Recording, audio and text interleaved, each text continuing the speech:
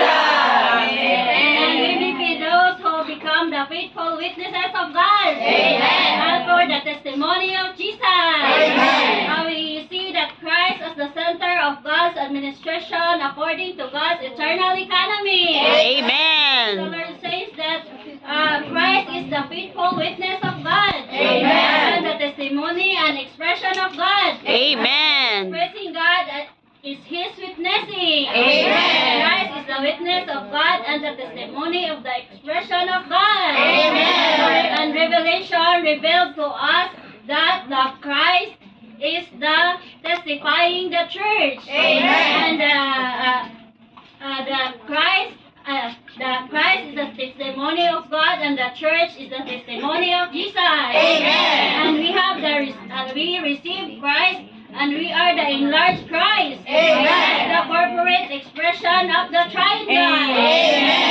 In Revelation 1:5, and from Jesus Christ, the faithful witness, the firstborn of the dead, and the ruler of the kings of the earth. Him who loves us and has released us from our sins by His blood. So praise the Lord, says that Christ is the witness of God. And the testimony and expression of God. Church testimony, and the church that is the testimony and expression of Christ. The reproduction of the testimony and expression of God in Christ. We are here, praise the Lord, that we are bringing in the church for His enlargement and for His purpose. Yes, praise the Lord. The lampstand symbolizes the triune God. The Father as the source, the Son as the embodiment, is expressed through the Spirit. The Spirit is the reality. Lord Jesus is the realization expressed as the church. The triune God is the triune God is in the substance. Lord Jesus. He is the substance. Lord Jesus. Praise the Lord. That implies the significance of the triune God.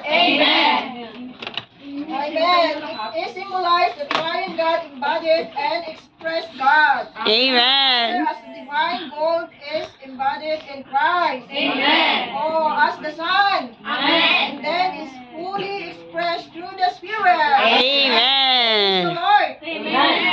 Thus the embodied must be in one stand. Expression, however, must be complete. Complete in God's move. Praise the Lord. The Spirit as the expression of Christ in God's complete move. This is the practical understanding of the Trinity. Trinity is for the dispensing of God into humanity. God, the divine being, is first embodied in Christ and then expressed through the sevenfold intensified Spirit.